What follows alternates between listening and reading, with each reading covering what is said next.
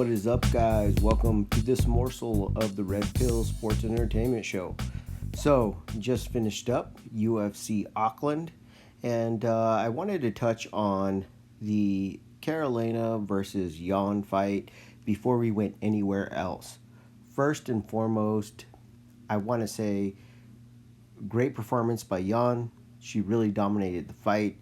It was a clinic, just took Carolina apart. That being said, Carolina did look like a shell of herself, of her former self. I think that's 4 straight losses in the UFC now.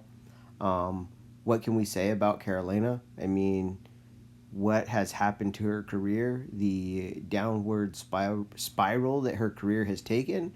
I mean, I'm not saying that she's still not a high-level fighter at that weight class, but she definitely is not at the pinnacle like she was when she challenged for the title, a couple years ago.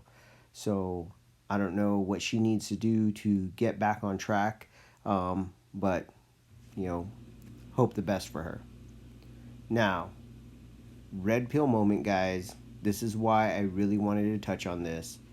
Is it just me, or is anybody else suspicious with the way that these new Chinese female fighters look coming into the UFC? They look absolutely jacked, and they're performing that way, like She-Hulks out there. And I'm sorry, I hate to be the one to have to say this. Like I said, maybe I'm the only one. Seems like, I'm the only, or at least I'm the only one with the stones to say it or ask the question. But, China is not known for, being always on the up and up. They do have a huge national pride thing going on. So I wonder just how clean these female fighters are, and how far advanced maybe the PEDs may be in China. And I'm wondering if maybe that the UFC isn't a proving ground for their PED program, being that, they use the anti-doping. So I don't know. It's just something that I was thinking about, and I'm wondering if I'm the only one. So, on to the main event. It was a great fight, very close fight. Both guys really came out and put it all on the line. That being said, I do feel like Felder lost this fight by having such a very slow start. At the beginning of the fight, rounds 1 and rounds 2, I think maybe he was holding back just a bit to ensure he had the energy to go through 3, 4, and 5. Did hear him talk about making sure his conditioning was right. Did hear him on some interviews talking about having to ensure that he could keep up with the volume of Hooker. So I think maybe he came out and was just a little bit too sluggish.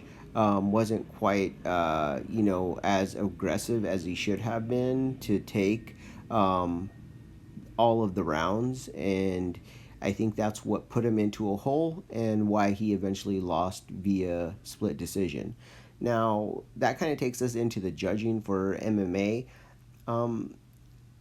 I kind of thought a split decision was coming, or a draw even. It was a very close fight. I had it 2-2 going into the 5th. I did score the 5th for Hooker myself, simply based on the fact that I thought the striking was relatively even.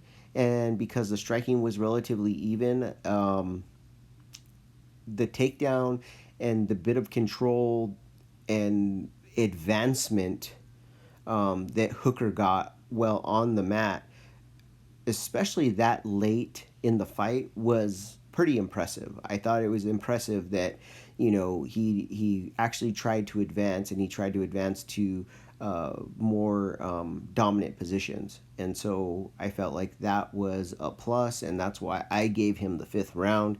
So all in all, I don't think that the scoring and the judging is off that much. Now, some people would argue and say that Felder rocked or stunned or whatever Hooker. That's not what I saw.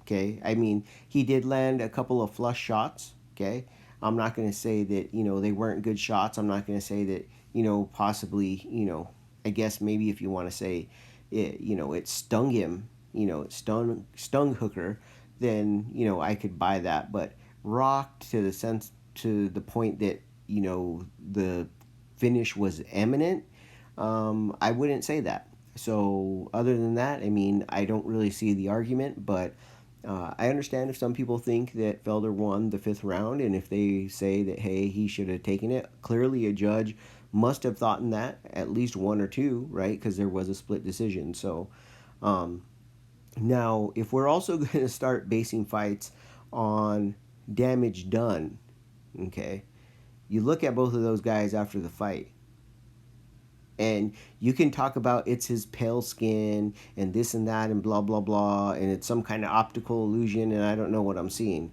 but that dude's right eye was nearly shut, and I'm talking about Felder. His right eye was nearly shut.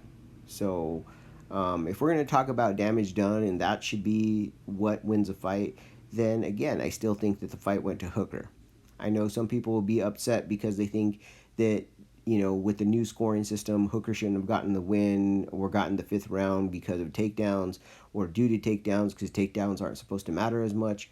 Well, we've been scoring fights like this for 20 years. It's a relic that's going to hold on probably for at least a decade. But even that being said, I think you have to look past the fact that he got the takedown and look at what he did. He actually advanced the position. He actually went from takedown to side control. He almost got to mount at one point in time. He almost took the back. He drug Felder back to the mat one time when it looked like Felder was about to get up. So, I mean, he really did do a really good job once he got the takedown, and he got it late in the fight.